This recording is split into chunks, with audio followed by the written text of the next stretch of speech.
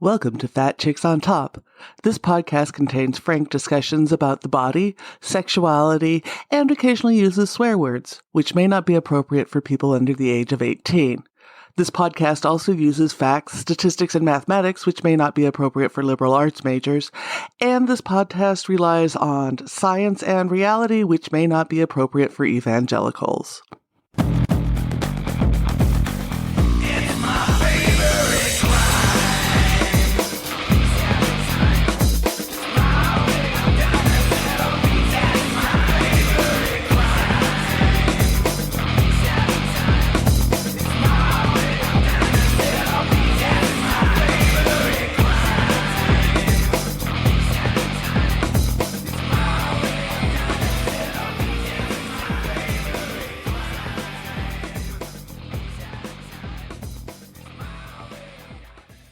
Welcome to Fat Chicks on Top. You're here with your host, Auntie Vice, and it's great to be back. Today, I have two folks from the podcast world joining me. I've got Charles Tyson and Mark the Madrigal from the Full Circle podcast, which covers all the headlines in the queer world. And because we have a running fuck Ron DeSantis on the show, I figured they were perfect to have on. Welcome to the show. Thank you. Fuck Ron DeSantis. In the ear.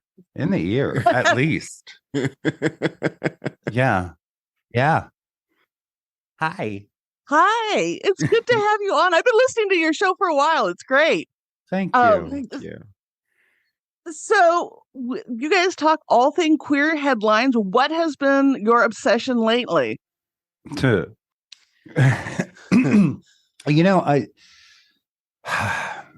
My biggest obsession is making sure we have good news every week. That honestly, we are following all of this hateful trans legislation. We are following the ways that they're escalating this bullshit across the country. But again, my obsession, and one of the reasons we called this Full Circle, really is, trying to keep it all in perspective. We do not highlight all of it, believe me. We go through so much news all week, the mainstream news, but we also, take a good look at The Advocate and Out and LGBTQ Nation and Toll Road and Pink I have a News. Google alert for everything LGBTQ. Yeah. So, we look at all of it and we try to process all of it. And then we just decide what would we be talking about anyway? Because our podcast really is, here we are today in our dining room. And it really is a conversation between the two of us, unless we have a guest, just talking about the news that interests us or fascinates us. Or, one of us has questions, because our relationship is a very intersectional one. I am white and trans. Charles is black and cis. It's true. We are both queer as fuck. And, gaining that perspective is just a part of sitting at our table.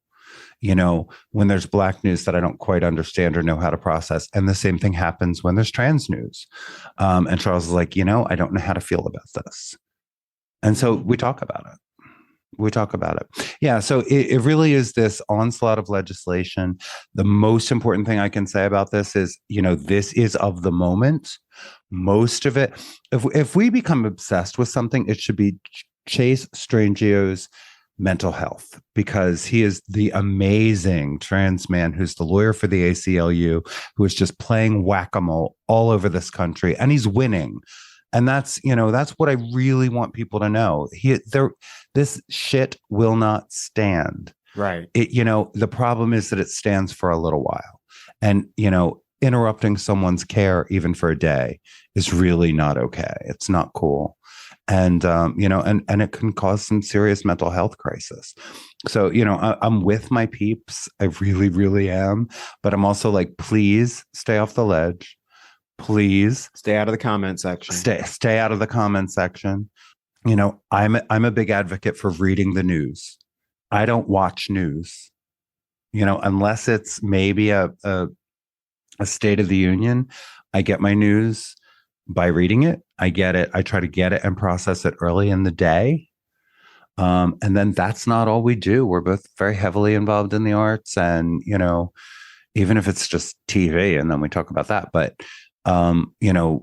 balance is so important. Balance is so important because you really can get lost in just all of this hateful nonsense, and it fucks with your head.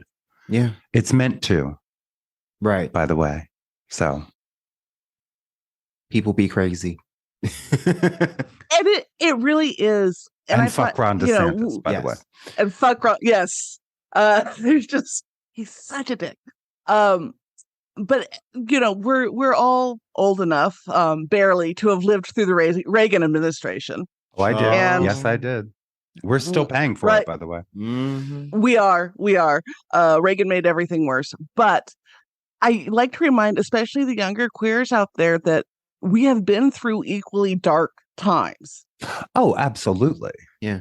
Yeah. And we're still here. And they never made us go away. Yeah. You can't stop the beat. I wrote a piece a few months back, and I said, this is not my first pandemic. And, I survived a president who took how many years to even say the word AIDS, or talk about it publicly, or use, his position of power in any, measurable way. That's why fuck him and Nancy, by the way. Yep. Rock Hudson was a dear friend of theirs, and right. Yeah. It was just so hypocritical of them as a couple out of Hollywood who had a whole lot of gay friends and knew a whole lot of gay people, to have towed their party line and erased us in the ways that they did. And, it did bring us ACT UP, and the fabulous Larry Kramer, who never wanted to shut his mouth. And I love him. Yeah. But this was not our first rodeo. Not at all.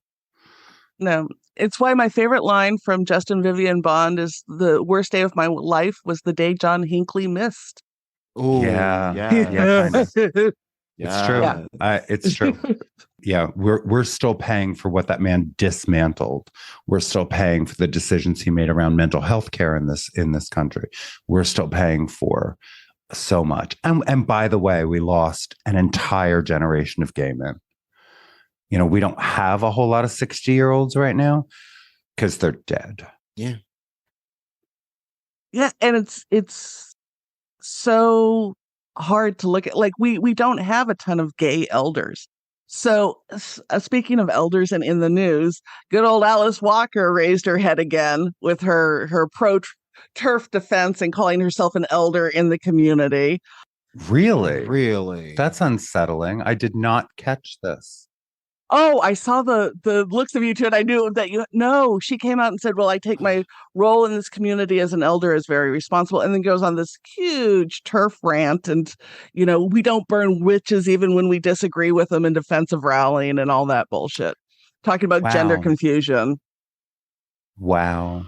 Okay. That makes me sad. Well, just because you're a good writer doesn't make you a good person. It doesn't. We've shown that over and over again. There are a lot of really great artists that are really shitty people. I started to use JK as an example. Then I realized, she's not that good. I am never going to understand. And God, it's infiltrated even really, really smart lesbians who I've known for a very long time, who I absolutely respect their work, respect it. And they'll even say, well, and it's like, wait a minute. Did I fundamentally misunderstand feminism all these years? Did I, or are you now sitting here reducing yourself to a set of genitals? Are you not doing what I thought we were fighting? Is that did everything turn upside down, or is it me? I am routinely surprised at how cis people are obsessed with other people's genitals. I know. It blows my mind, because as somebody who works in sex education, where I'm actually paid, and a substantial part of my work is understanding genitalia and playing with dildos and all of that fun stuff. Sure. I think about it less, than most cis people do. I think that's true. Yeah. For both of you, why do you think there's so much focus on genitalia, especially penises? Penises are the big Because we never worry about trans guys or in the men's room. Like, you'd think they don't pee with the amount of coverage it's gotten compared to trans women in women's rooms. Well, right. First of all, I want to say, your problem and your fears are based around cis men. And, in large part, I often agree with you. That's where most of our problems come from. Right. That said, yeah, I don't know. I've taken to calling them children's genital fetishists because I have it stuns me. It stuns me that they are so obsessed with the genitalia of children, let alone adults, but children. Right. And it's like, we've existed forever. We're not going anywhere. Some cultures celebrate us. And apparently you don't have a fundamental understanding of what estrogen does to a body, first of all. And that's not to say that's how you become legitimately trans, because there is no such thing. There is no such thing. But, all of this, I don't know. I don't get it. I don't get it. Well, cis men have an obsession with penises, theirs and everyone else's. What does it look like? What does it do? Who does it do it to? Whose is bigger? Whose isn't?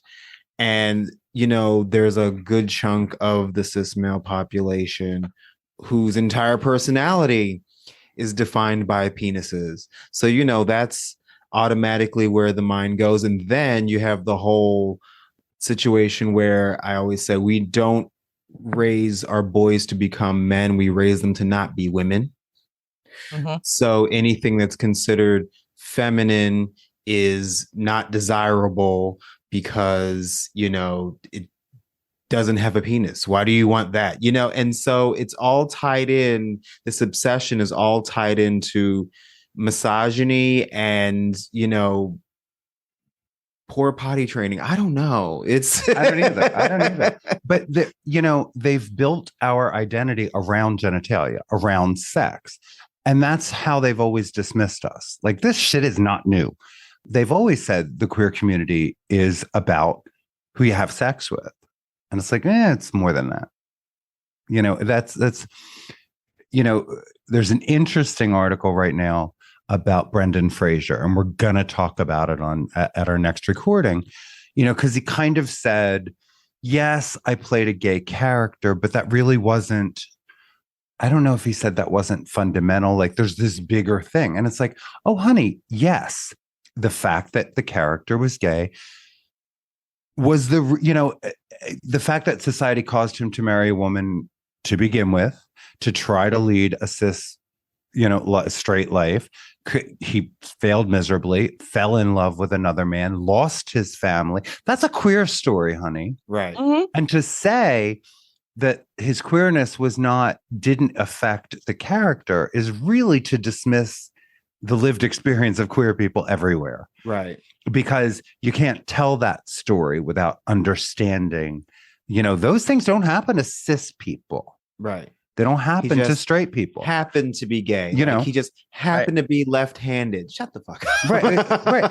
But, not that everybody gets divorced. Fine. I'm sorry. Can I say fuck? No, we had lots of Good. We started the show with fuck Ron DeSantis, so that's true. We did. We try to watch our mouths now for one simple reason. We do a little bit. You do. We do a little bit because we're rebroadcast on Medway Pride Radio in the UK every week, and somebody has to sit there and bleep us.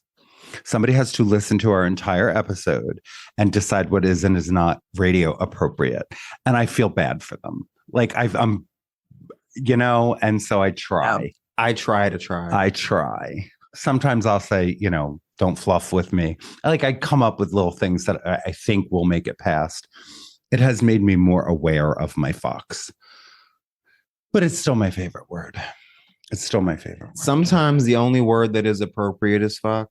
So yeah, I just, it's interesting because there are intersections with the kink community and the queer community. There are intersections. Are they different? Yes, I think that they are. Identity. I haven't found a word my kink friends appreciate. Like, I was using the word proclivity for a while, and they were like, I'm not sure. I'm like, my whole thing is just, if you can put it down, maybe it's not your identity, Right. and we have some focus on the elder community that we do have, and how hard it can be to have housing, right, as they age, and some of them end up in nursing homes, and they end up back in the closet, and their fundamental identity is not being respected. And it's like, we've got all that going on too. So yeah, there's but of all the kinky fuckers I know, none of them are as obsessed with genitalia as Republicans. And I don't know. Oh my God. Yeah. Yeah. I think it's trying to live this quote unquote moral life and read the Bible and pretend they don't have sex, or they don't enjoy it, or they don't. Who has the most queer sex? Where the butt sex is actually happening the most? In the straight community. Yeah, in the straight community. They do a lot more butt fucking than the queers, because there's a lot more straight butts. That's just true. It's like, but we're the ones who are condemned. Plus, there's there seems to be this whole philosophy on the right wing of like, somewhere someone's having a good time and I don't like it. Right. Right. That's how it feels. And it's like, so you wind up with this hypocrisy. So you wind up with them hiding so much. And that's it's a recipe for hiding pedophilia. It's a recipe for hiding that. Because they don't have conversations. I think it was Helinka who pointed it out, that if you watch To Catch a Predator, it's pastors, fathers, Boy Scout troop leaders.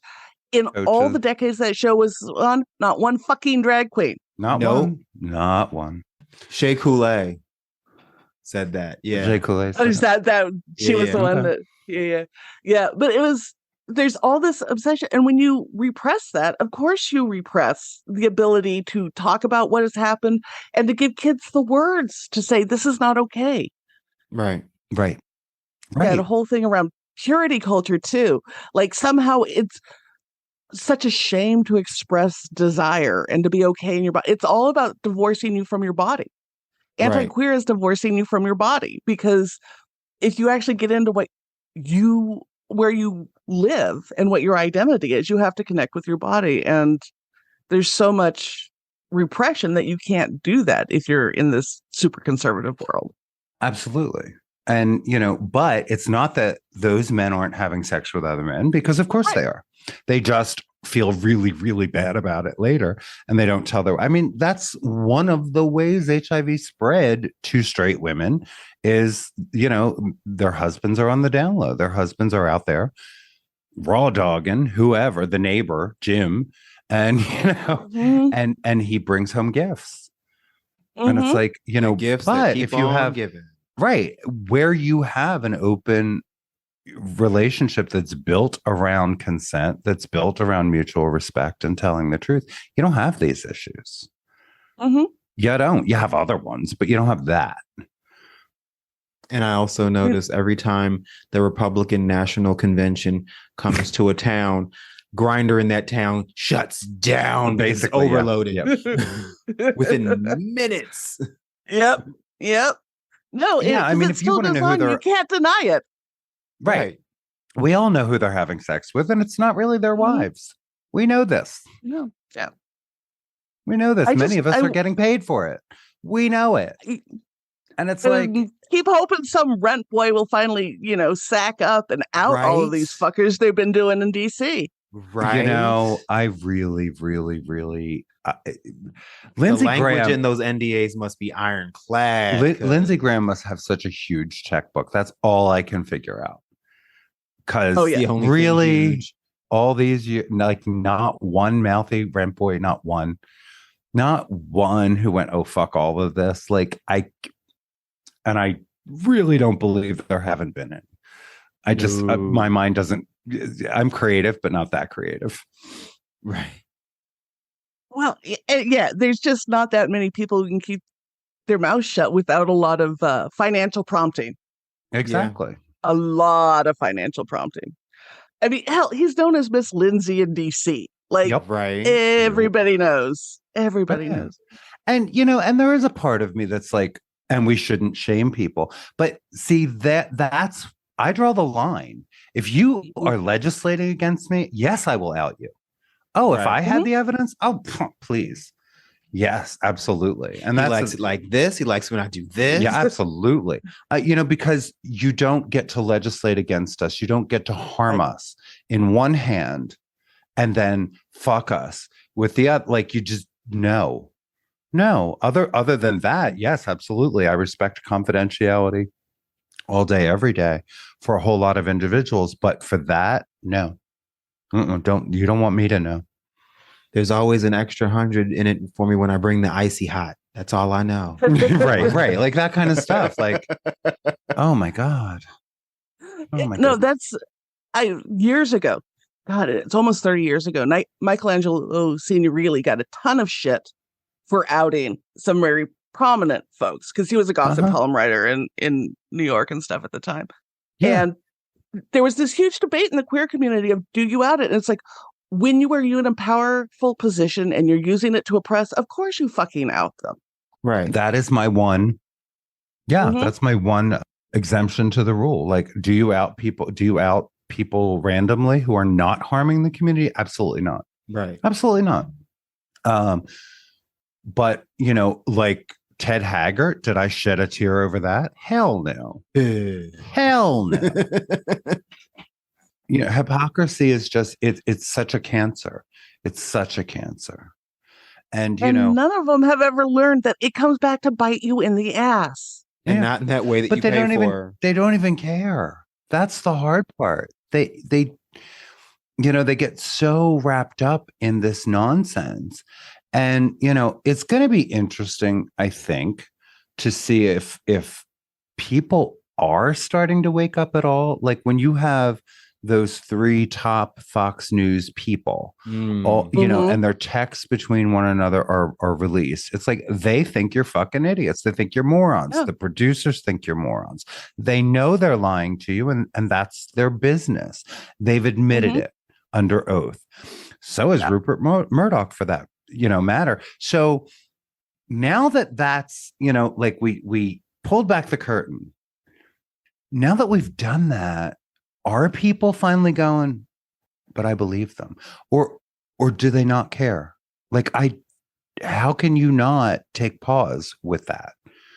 In their own words, they're calling you an asshole. Yeah. In their own words, among each other. And I have said this for years. Like, they don't even believe their own bullshit. Get them alone when they're not being recorded. A lot of these politicians, they'll tell you, well, the party line is this, look me in the eye and tell me that. Tell me you believe that, especially if you know me. That trans people are suddenly evil. Tell me that. Right. There's just money in the fear. So that's why they peddle it. Right. And it's been a real problem for as long as we've had Fox News. I mean, I grew up with Walter Cronkite. I grew up with, they did their best job to tell you the truth. I mean, it's not like life was a panacea in the 70s, but we didn't have this. Right. Right. The truth still meant something. Yeah. And we weren't so inundated as we are now. I mean, also true. Yeah, also true. It makes a difference. So in the midst of all of this bad news, and you guys, read it because it's part of your show, whereas some of us can avoid it when we're having a very shitty week. Right. Sure. How do you find ways to replenish yourself and find ways to keep plugging through all of it? Because it can become very toxic. Well, finding the good news is a big part of it. It does you're able to keep your head up knowing that, it's not all shit. There are actual thinking, feeling human beings out there who are doing positive things for the world. That's one thing that definitely helps. Right. It does. Absolutely. And part of following the news also, like DeSantis you know, if you follow long enough, you find out he really is just a blowhard fascist. And like all the kerfuffle around Disney, he won nothing. They still have their special tax district. He got to name different people to the board that like quote unquote oversees them. That's all. That was his only win in that whole thing. But if you just take the words that come out of DeSantis's mouth, you think, you know, I don't know, Mickey's doing Sig Heil, but it's not that. Like nothing. There was no big win for the governor of Florida where fighting with Disney was concerned. And yet the public story is. So if you only get a little bit of news, that can be really dangerous. Right. The sound bites. We laugh a lot. You know, just the two of us laugh a lot. We have really great close friends and we laugh a lot. You know, we do. Charles does work in performing arts. So we also have dance. We also have, you know, a theater subscription for the little theater around the corner, you know, and we spend a lot of time with artists. We spend a lot of time, you know, just getting outside of this stuff and, you know, reconnecting with each other and loving each other. And it's also really important to understand your life, right? So are these things happening? Yes. Are they upsetting in the moment? Yes. Maddening. Is that how I live my life? No. Are my neighbors, you know, coming onto my lawn with pitchforks? No. Shit. Most of them wave if they happen to make eye contact. A few of them don't. You know, there's rainbow flags everywhere. Like it's no secret who we are or where we are. Yeah, you can approach our house from any angle without seeing at least one. Yeah, but you know, we think about how we live. We walk our dog. You know, we most of the time can go to the local bar and have a drink together without incident, or go out to lunch or whatever. And I think gratitude is such an important part of just we should all have it built into our routine. You know, it should be how we go to sleep and it should be how we wake up. And you can rewire your brain. Like it took me a long time to realize my script would start playing as I was waking up. You know, what I wasn't doing. Did you just sleep in? You pig, you haven't gotten any of these things done today. And it's like, wait a minute. I love you. I forgot I love you. To myself. And then you got me going, hey, don't talk about my baby like that. Right. I mean, you know, but it's the internal thing, right? That we don't, you know, and meditation for me helps a lot. It helps me to really just separate, really take that time between stimulus and response, really be able to observe the thought patterns and see how they come and go and see that, you know, there's this really ugly voice that was just built in when I was really little. And it didn't start to go away until I made peace with the fact that it was there. And I could start to see it and recognize it and sort of objectively say, that's not fair, you know? And so if you are busy being your own best friend, and then you have a best friend, I mean, we love each other. We realized, you know, we've been together for 10 years. We were friends for 10 years. And, you know, we went through the pandemic. We ran a business together for 5 years. So we were constantly in one another's company and we didn't kill each other. And then the pandemic happened. So we're living in an apartment with no outdoor space in the city above our closed, shuttered bar with one another 24/7. And you remember that first year. I mean, before we had the vaccines, there was just like, we stayed in. We went out every 2 weeks to get some groceries and, you know, and then that was it, you know, and we talked to people on the phone or via text or Facebook or whatever, but we didn't kill each other. We got closer. You know, so finally last year I went, look, if you want to still ask me to marry you, because I would just say, don't, please don't. The answer's going to be no. I suck at marriage. And he's like, well, first of all, maybe stop marrying women.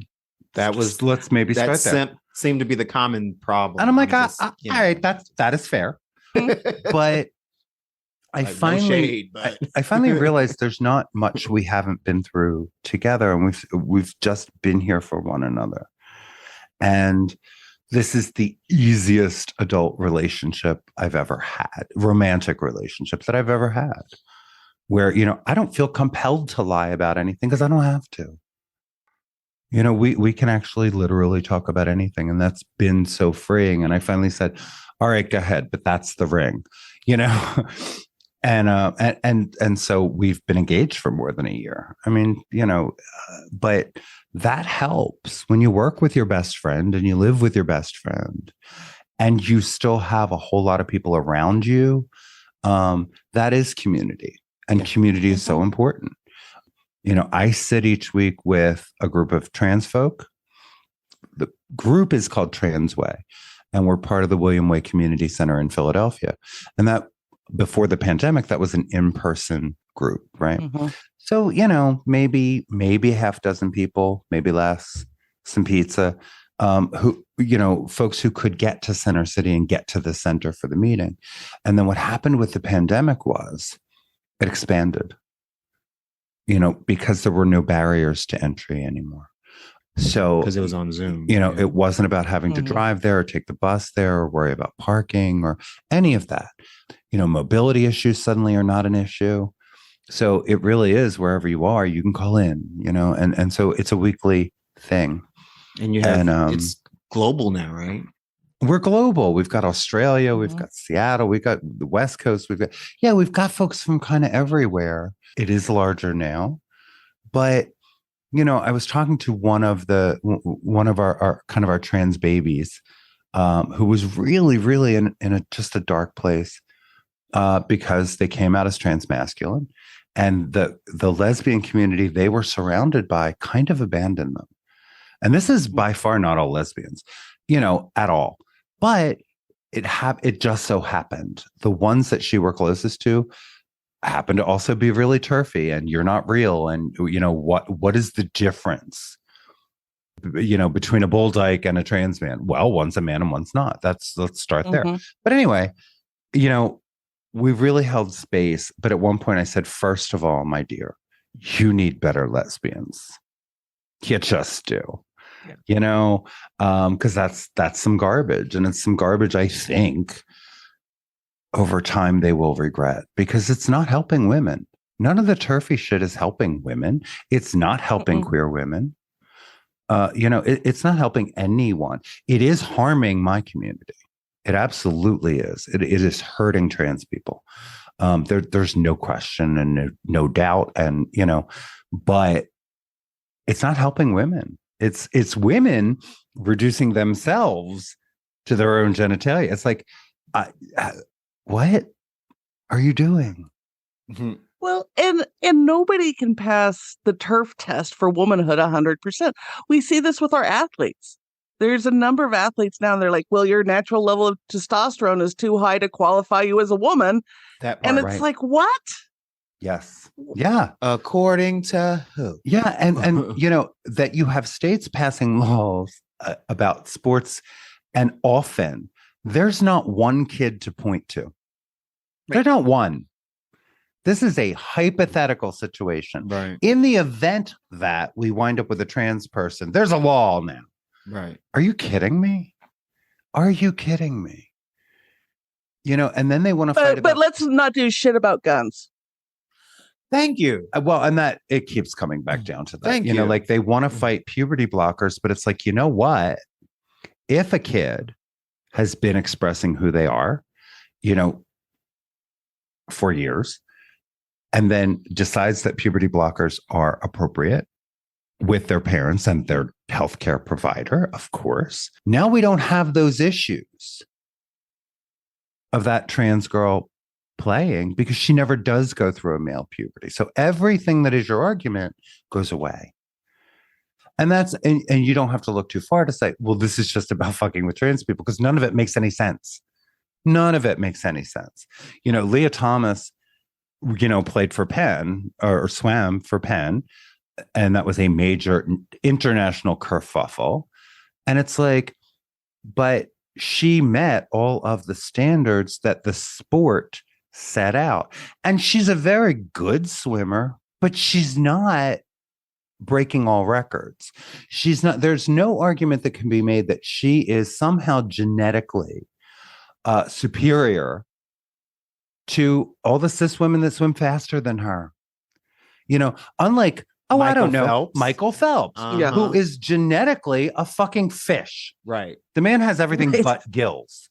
You know, the arm span, the whole that, like, he has this condition of his birth that really does give him an advantage in the water over pretty much anyone he swam against. And nobody ever raised a question of fairness. Well, that's not unfair. Once. That's just talent. Right. And yet you have people like Caitlyn Jenner saying Leah Thomas didn't deserve the medal for the one race she won. She lost too, but we don't talk about that. Yeah. Well, I remember, it was a few years ago in North Carolina when it was a cis woman. She beat all the male wrestlers. And, I was like, well, won't this kill that whole argument? It should. But, I kept waiting for that to be an example. No. But they're not the stories that feed the narrative. Right. It's just like when you say, well, they're not messing with trans men, are they? They're not. They're not, because the fairness argument kind of goes out the window. In most cases, there's no worry about trans men playing baseball. We're not freaking out about that. But trans women in softball, oh my God, that's going to ruin the sport or whatever. Right. And again, it's that condemnation. How would anyone intentionally give up their God-given biological masculinity? Right. Well, honey, it's just such a reductive argument. It's so reductive because, again, it's saying you are genitalia. Right. That is all you are. And that decides how you'll be. And that's never been true. Never in the history of ever has that been true. And speaking as a cis male, it's not that damn great. It's like, I don't understand why. Right. I mean, it's fine. It's fine. But, it has its moments. It's fine.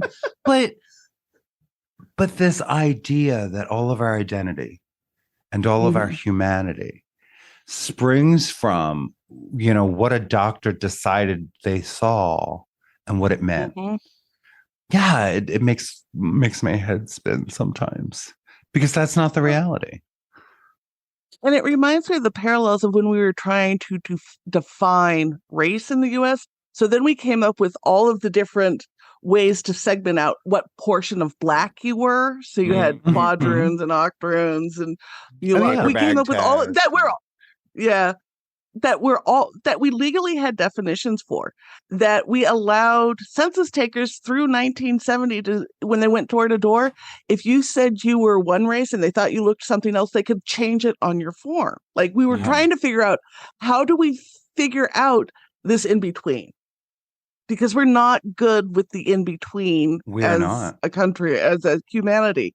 And Charles so it's like, like why when did the binary become so essential to a thriving society? What's it comes down to legal standard, right? Because when you have either or, you can discriminate. When you have that middle realm, it's like, well, if we say, women aren't allowed to do X, Y, and Z, and then all of a sudden you have this middle group, what the fuck are we going to do with that? Right. Because if we have trans people who are not in the binary of defining themselves, then what the fuck are we going to do with everybody in the middle? Right? If we wanted to discriminate in Black versus white, and then you get mixed kids, where are we going to go with that? Like legally, you end up with questions where you cannot divide a hard and fast line. And we're not good with that as a country. Yeah, we are not. We want it cut and dried. We want answers. And we, by and large, require someone to look down on, someone to say that I am better than you because. And I guess that's part of our inherent need to be self-destructive. Yeah. I mean, so much of it is fear-based. So much of it is fear-based. Yeah, because I thought about it. I'm like, if all of us one day woke up and we were all the same shade, same hair color, same height, I guess like the people with rounder noses would have a problem with the people with pointier noses or something, you know? Well, that you said We'd the come up- Star-Bellied Sneetches, Right. the Dr. Seuss book. I love that book. Mhm. I love that book because, you know, there's a machine now that, because the Star-Bellied Sneetches were the really important ones. So somebody came in with a machine that put stars on your belly. Now everybody was the same.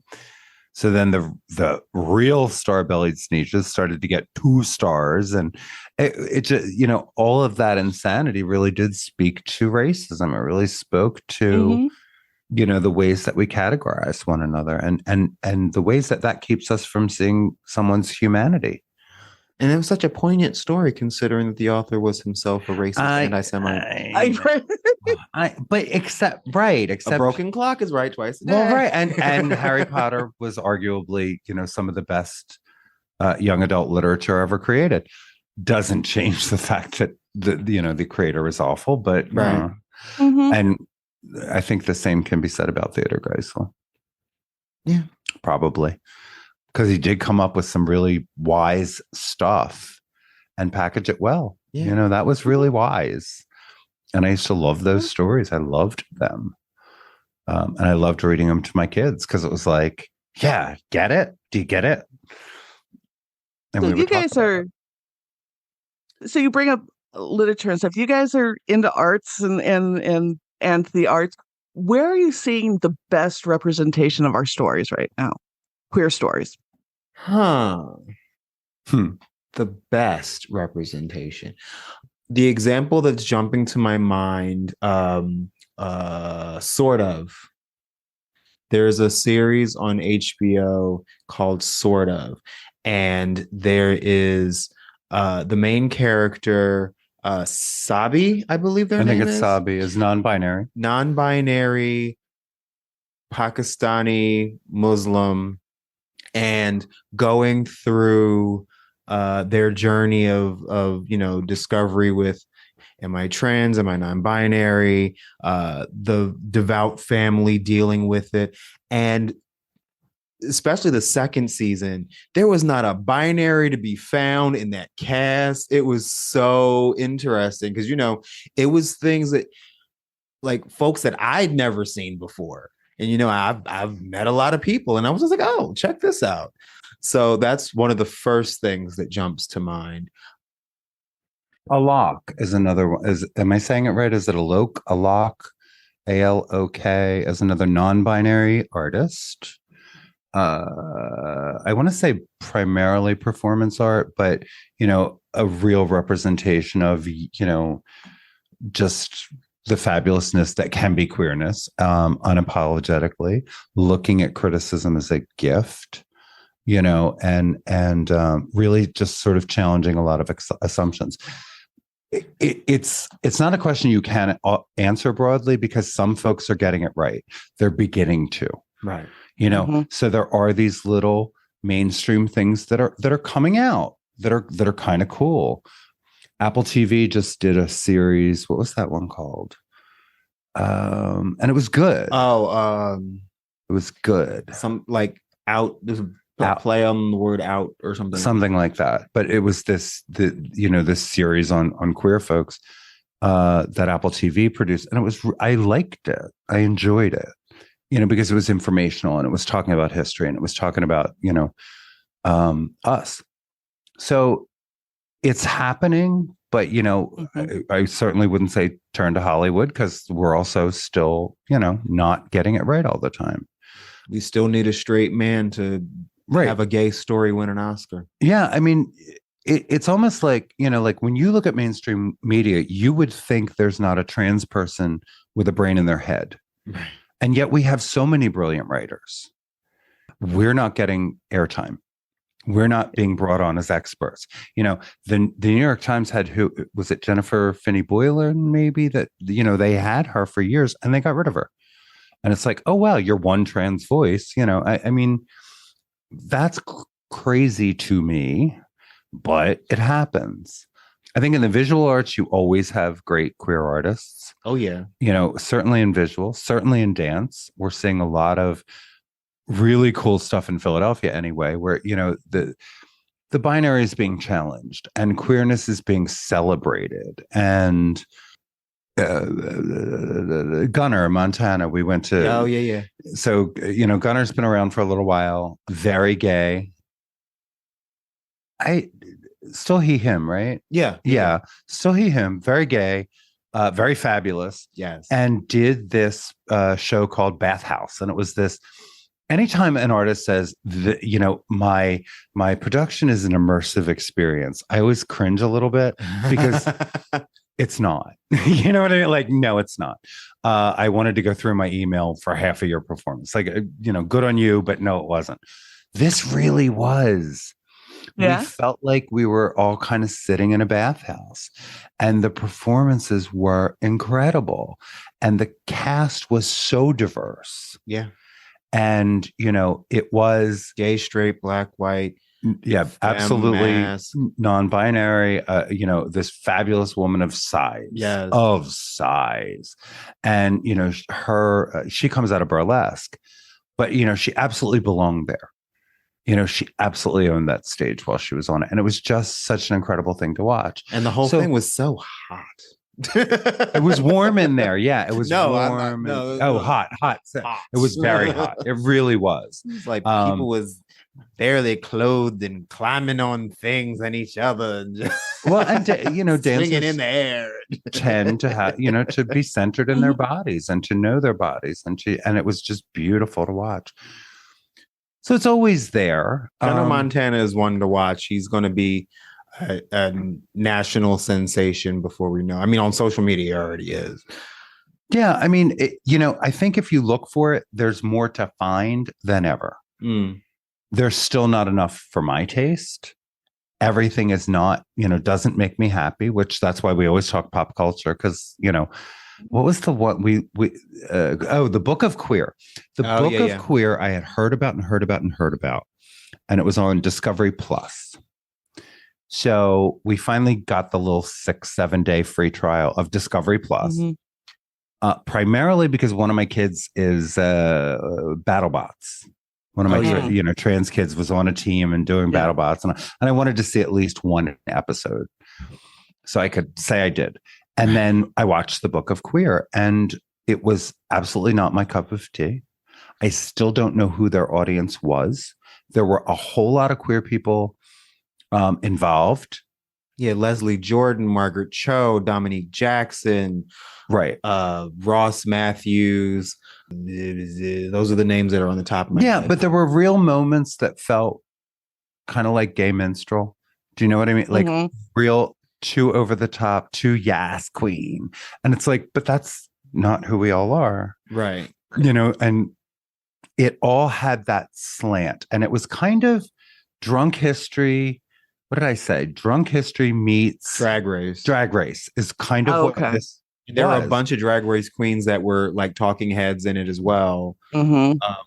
It was, and the information, because like they talked about like but I just kept saying, who's it for? Like queer rulers in history, rebellions, scientific advancement. Like the information that was put forth was actually very good, but it was all in this comedic, campy, like, yes, mama, okay, kind of thing. And it's like we said, maybe we weren't the target audience because, sometimes we don't need all that. Oh, right. So the Apple TV was called Visible on television. That's what it was. And Janet Mock, Margaret Cho, a bunch of folks. And that was a good one. It actually came out in 2020. We didn't have Apple TV in 2020. And I liked it. It really held my attention. And it really, I thought, showed diversity. Right. Where the Book of Queer, I'm sure plenty of somebody's loved it. It wasn't my cup of tea. I was not perpetually amused. Like I was like, when I cringe at stuff, and it takes a lot to make me cringe, but I was kind of cringing. I was like, I think it was like Visible. Really? Visible was more like, this is gay by virtue of it being what it is, whereas Book of Queer was like, what do you think of when you hear gay? Let's put that on the screen. Yeah, you know what I mean? And it I don't know. Like, name a gay stereotype. They had it. And that was kind of like, yeah, whenever we're sort of trotted out for entertainment, you know. But they also spent obviously a lot of money on it, so it's like, right. And you know, and I have you know, I was a drag queen. I was, you know, but a lot of the trans community have not a good relationship with drag. A lot of them, you know, so it's always an interesting question. And yet I know a whole lot of trans people who still do drag. You know, in Philadelphia, that's always been common. Like, the longest running drag show in the city is run by a Black trans woman. I mean, she's been at the helm 30 something years at this point. Well, and I think it's different when you talk about drag kings, because I still know a ton of drag kings who are also trans, and they start in the drag king community. And it's a very different community than the queens. Yeah, it is. Yeah, and there's a whole discussion about how Drag Race has changed the drag community too, which is an extensive one.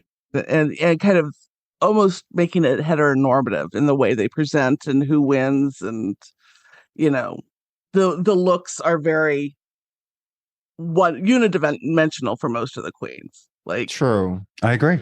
And there are queens that come up that, you know, buck against that, and we're glad for them, like the Evie Oddleys and the Crystal Methods. But you know, and we also have there's been more and more trans representation on Drag Race, and that's, you know, like, feel however you want about Gia Gunn. She was the first one on the show to actually have the conversation about, you know, trans versus drag and where does the differences lie. And so, you know, it's there, but at the same time, it's not completely unproblematic. Right. No, there's it's such a complex area to get into. And unless you're dealing with people who are in that community and really understand it, I'm not sure how much of it translates out to people who haven't participated in the drag scene. Right. Yeah, and that's just it. It's like, you know, it's different from the inside than it is from the outside. You know, and that's always going to be true. So. Every dressing room I was ever in, you know, there were trans people. There always were. In Philadelphia, there's a whole lot of crossover. And there've always been, you know, it's always been racially diverse. Not always in terms of history. I mean, Mama Les Harrison was the first Black drag queen to ever have their own show. And that was late 60s, early 70s, I think. And Les primarily did Shirley Bassey and was just this wonderful, wonderful drag queen for decades. But, you know, that was a first that, came about, I want to say, in the 70s. And was a touring show. I mean, I love drag culture. I think that there is a place for it. You know, I think for me, it was a reminder that I was trans, because I wasn't out at the time. And femininity for me is not performative. Masculinity is, you know. So lashes were not the performance. The performance was the jeans I walked in.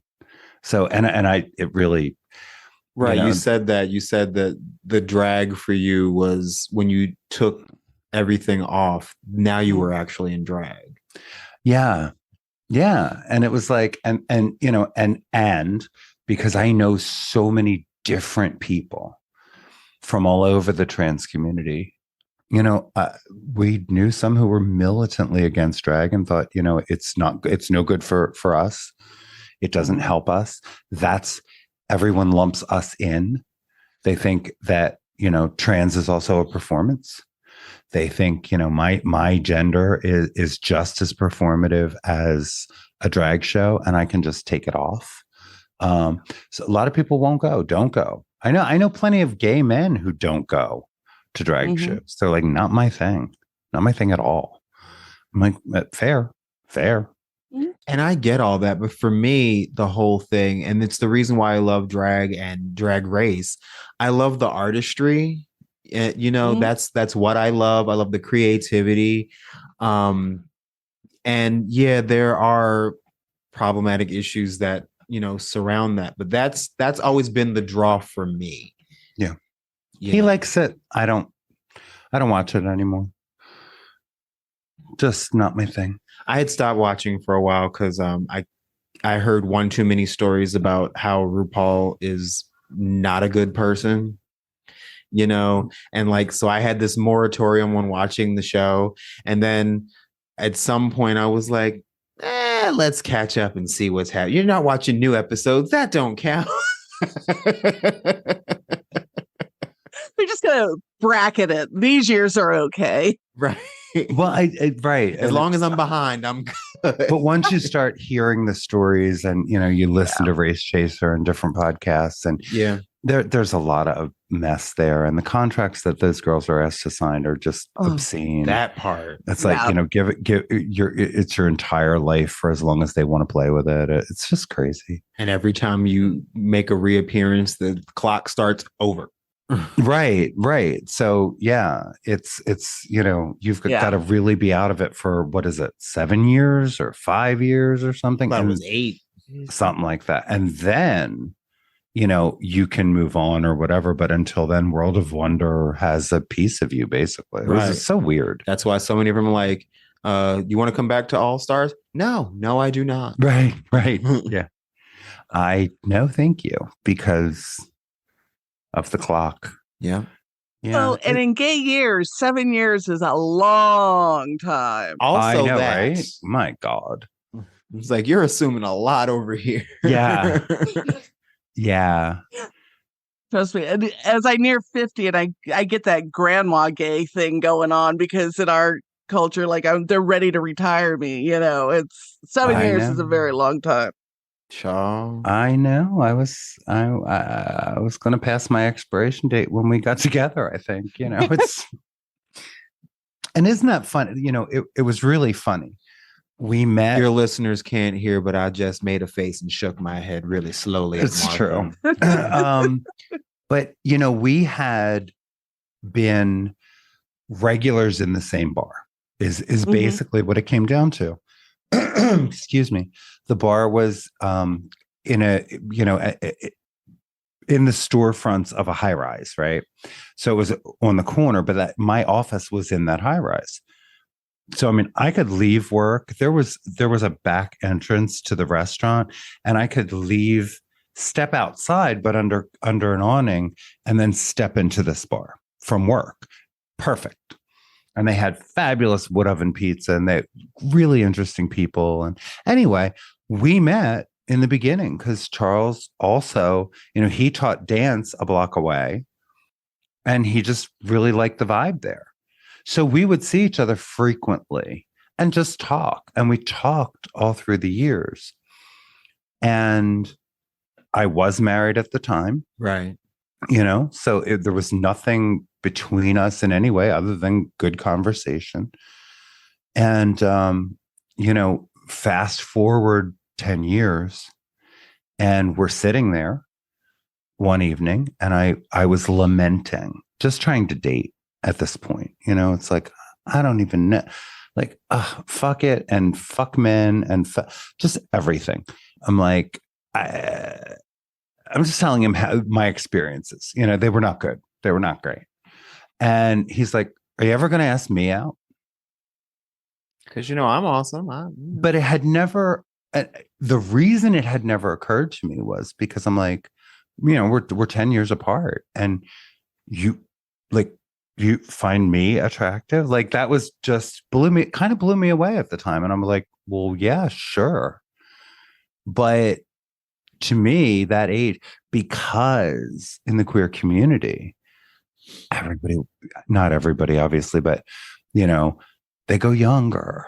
They want to go younger. They're not looking to have a debate partner. They're not looking for smart and approaching 50. Not their thing. And that's what I found out. And it was really frustrating. Really frustrating. Meanwhile, I love smart.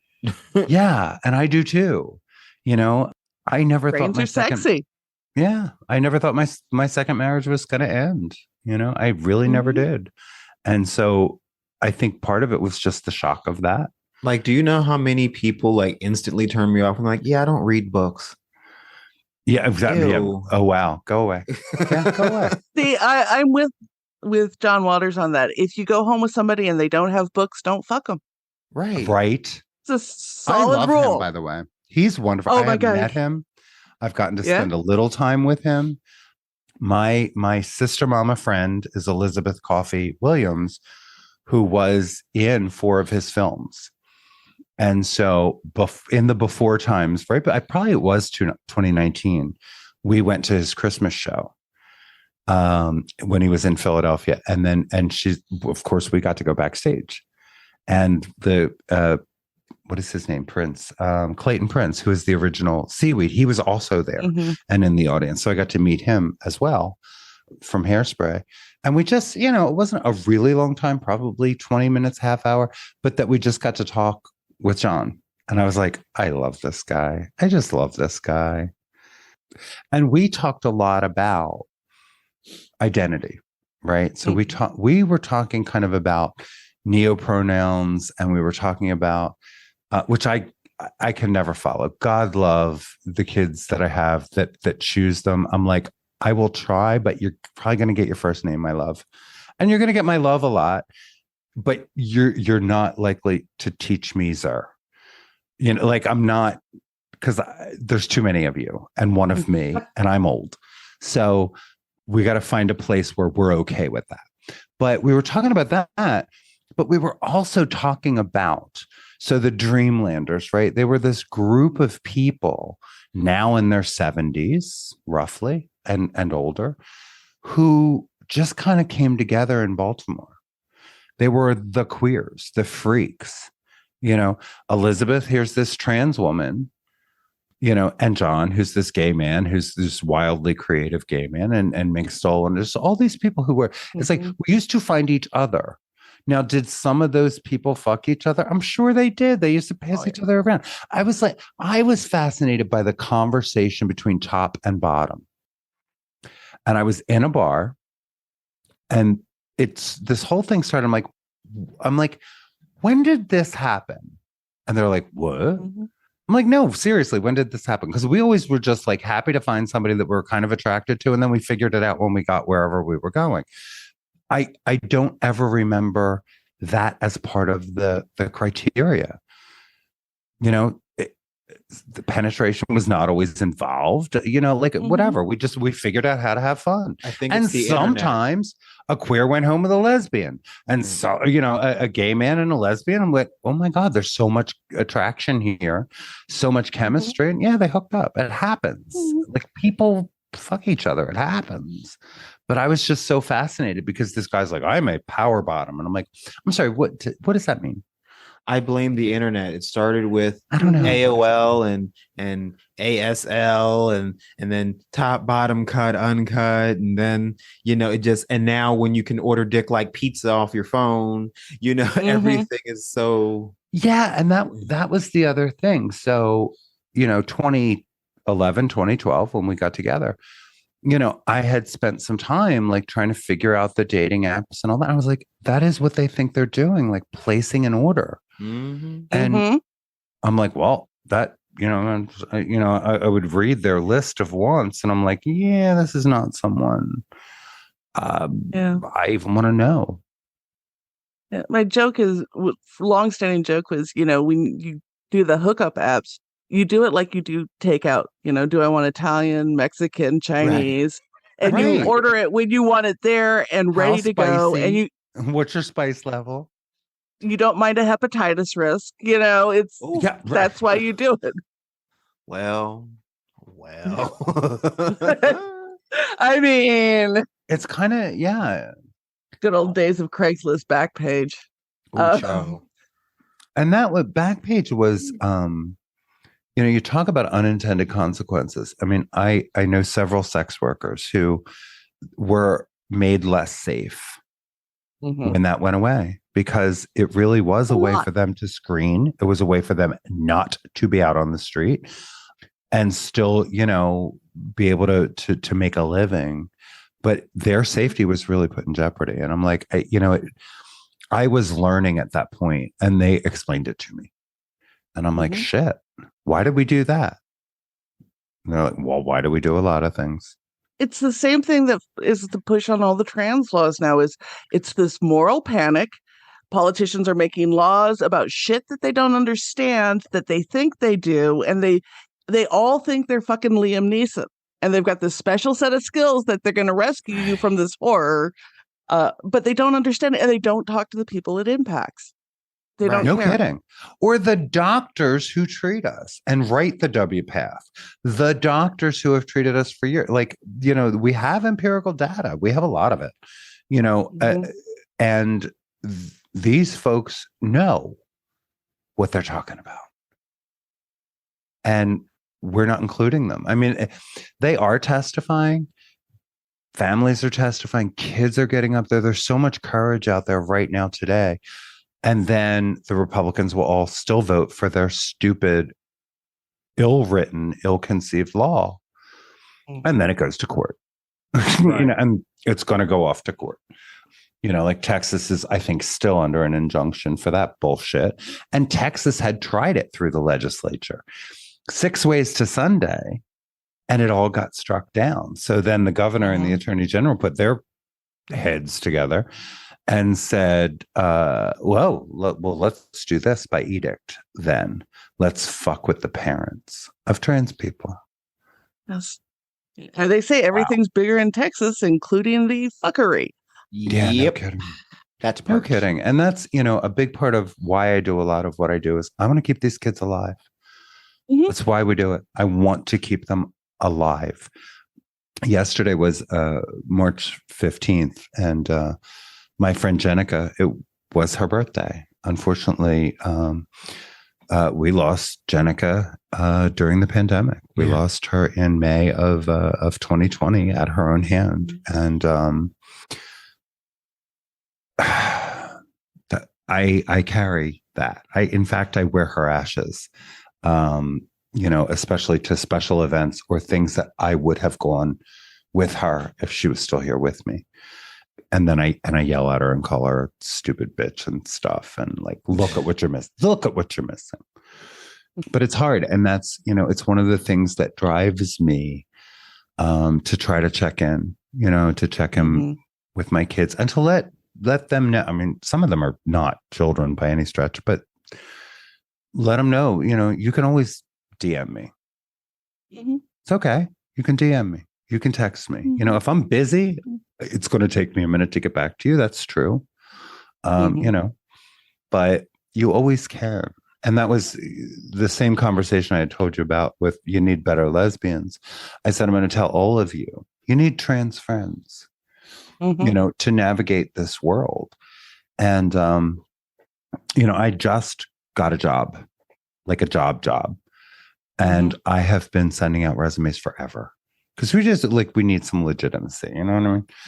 And right before I finally had success, it was a dark moment. It was a bitchy, stupid moment. But I turned to Charles and I said, I think I need to scrub all the queer and trans out of my resume and dead name myself, and I'll bet you I get hired. And he started to cry. He's like, I never want that to happen.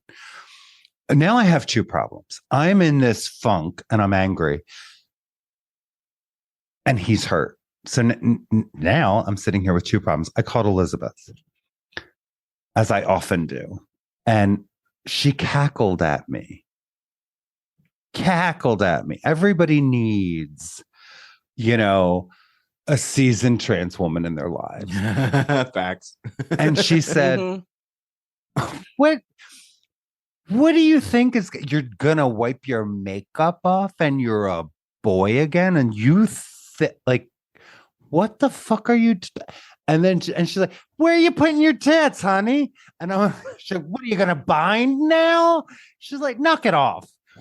And I was like, I needed that. I needed that dose of reality. Like, will you stop with this sad sack bullshit and just go, and I really did. I had to I changed the focus of the jobs that I was looking into. And if it wasn't queer advocacy in some way, I didn't even apply, because what was the point? And, I honed in on 2 jobs and they both called me for an interview. And then when I went in person, they hired me on the spot. I don't think that's ever happened to me. They didn't even leave the room. The 2 people that I'm going to be working most, closest with, one looked at the other and said, I love her. And the other one said, I love her too. And they were like, we want to offer you the job. And I'm like, get the fuck out of here. All these months, all this strife, all this prayer, seriously, like something's got to give. And boom, one Monday afternoon. And he kept saying, you're going to get the job. You're going to come home with the job. And I'm like, nobody does that. Okay. We'll see how it goes. And I came home with the job. Like, I called him shocked because I went, I just got hired. Like, I'm hired. I start next week. Congratulations. Thank That's you. wonderful. And it is doing advocacy. Meanwhile, I was not surprised at all. I was like, I've met you. I know you've got this. Yeah, it's really helping to build a program within an existing recovery organization. They finally said, yo, we should focus on the queers. And it's really building up that program, with working right beside a really cool therapist. And she's the one who initially called me. We made the connection. And things can change that quickly. And this is another story I'm going to hold and use often, because it's like, you get to the end of the rope where it's all frayed, do tie that knot and do hold on and keep going. And it's the one thing I said to, we had so much art in the bar that we owned. We had so many young artists come through, and we had an open mic night, and they were just great. And they would, kind of open up and talk about the struggles of being an artist and trying to pay your rent. And I would say, if they had talent, I would never lie about talent. Right. Yeah. But if they really had talent, I would say, keep going. You have something special. You have a presence. You have a voice. You have a distinction that I think is important. And I love watching you, but you have to keep going. Because I can't promise you it's all going to be downhill. Yeah. And I can't promise you the sun's going to shine the day you need it to shine, but it will shine again. It will. And so this week has been like, now I'm scrambling to get all this crap done to start working on Monday, and it's like, wow, this is a whole new day. And we still will podcast, and we still will do the things we do. And I will have 3-day weekends to take in the arts and all that.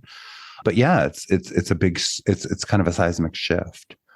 But it's already work that I was volunteering to do. Now I actually get a paycheck. So cool. Yeah.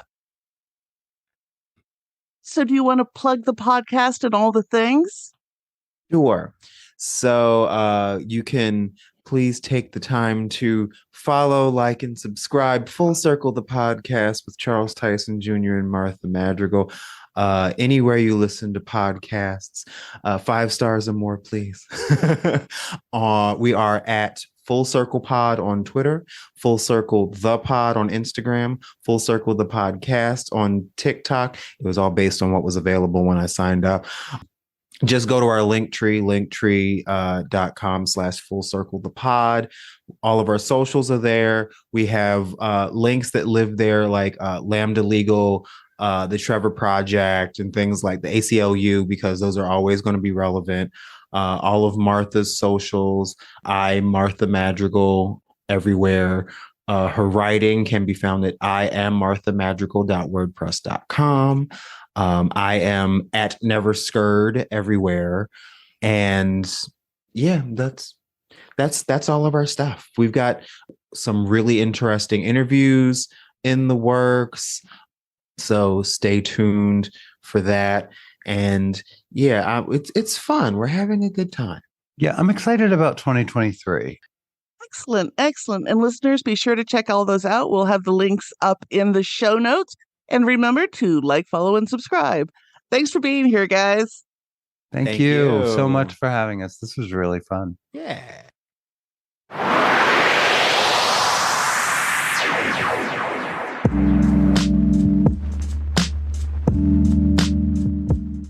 And now, a moment of gratitude. Well, you. I say the same thing literally every night before I go to bed. I say I'm grateful for Martha and our life together. I'm grateful for our friends, family, and loved ones. I'm grateful for our house, our home, our comfortable bed. I'm grateful for the creative and financial opportunities that keep coming our way, that increase in frequency and monetary value. That's my little way of nudging the universe, and love, laughter, happiness, joy, fun, and sex. Every night I say the same thing. He's got it down. Yep. Yeah. Because I believe that the way the universe works is the more you express gratitude, the more the universe gives you things to be grateful for. I believe that. And it can be really hard sometimes. It can be really hard to say, I'm grateful, but I'm also tired. Oh, yeah. I'm grateful, but my trauma is showing. We get those moments, and well, I have been holding tight to that sentiment. We have a 100% success rate of getting through the toughest day of our life. Yeah. And we're still here. Right. Yeah. And I am grateful for that. I am always grateful for Charles. I am grateful for this home that we share. This is where I grew up. This is a house my father built with his hands. And it's the house I couldn't wait to get out of when I was 22. Couldn't wait to leave. When my mother first died, I couldn't be here by myself.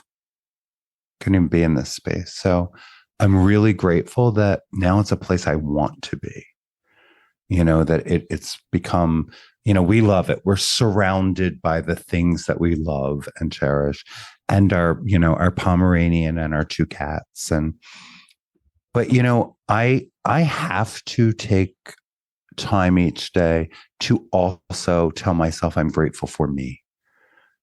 I'm grateful to keep being me. I'm grateful that I keep finding ways to be more loving toward myself, because I have so much more to give. And when you are filling your own cup from the moment you wake up, just saying, I love you. You really fucked that up, but I love you. But I love you. 2 things can be true at the same time. Yeah. Yeah. So yeah, that idea of gratitude, that's newer for me, to stop and say, he reminds me all the time how much he loves me. He reminds me all the time, I think you're smart. I think you're beautiful. I think because I'll do my makeup and it comes out all right. And I'll be like, well, good as it gets. And he's like, what are you talking about? You're stunning. And I'm like, yeah, all right, whatever. All right. Thank you. And I do. I've learned to say thank you, and I've learned to appreciate that. I don't always feel it. I don't, but I'm working on it. And that's fair. I get that part. Yeah. I'm grateful that I am working on it, because, he relies on that I will. And that helps. That helps. And friends. We've got some of the best friends I could ever ask for. And they hold me up. They hold me up because I'm a lot. And I know it. No comment.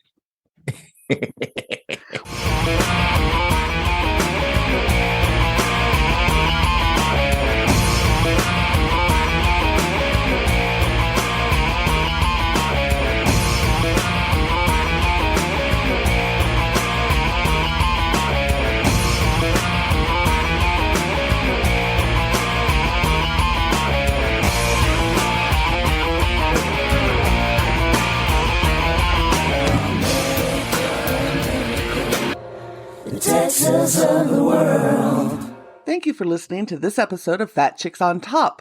Please like, subscribe, and review our podcast on whatever platform you listen to it on. If we like your review, we may even read it online. This has been an Auntie Vice production.